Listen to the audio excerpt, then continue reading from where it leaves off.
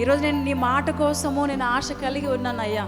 ఏం మాట్లాడతారో నేను ఆశ కలిగి ఉన్నానని ఎప్పుడైతే ఇలాంటి హృదయం నువ్వు కనిపెట్టుకొని ఉంటావో, ఆ మాట కొరకు కనిపెట్టుకుంటావో, దేవుడు నీతోనే మాట్లాడతాడు. ప్రేమ దేవుడు నీతోనే మాట్లాడతాడు.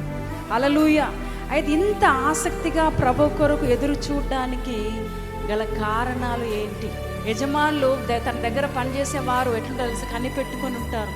ఎప్పుడెప్పుడు నా యజమాని నన్ను పిలుస్తాడా, నాకు బహుమానాలు ఇస్తాడా, ఎప్పుడెప్పుడు నా అధికారిని పిలుస్తాడా, బహుమానాలు ఇస్తాడని ప్రతి క్షణం కనిపెట్టుకొని ఉంటారు. నెలంతా పని చేసి, నెలంతా ఉద్యోగం చేసి, ఉద్యోగస్తులు ఏం చేసి తెలుసా, ఆ చివరి నెలల చివరి రోజు నాకు కనిపెట్టుకోండి, ఎప్పుడెప్పుడు నాకు శాలరీ పడుతుందా, ఎప్పుడెప్పుడు నాకు జీతం ఇస్తాడా అని కనిపెట్టుకొని ఉంటారు. అదే ప్రభు రోజు అంటున్నాడు, లోక సంబంధమైన వాటి కొరకు నువ్వు కనిపెట్టుట కంటే ప్రభు అంటున్నాడు, ఆయన మాట కొరకు నువ్వు కనిపెట్టుకొని ఉండాలి.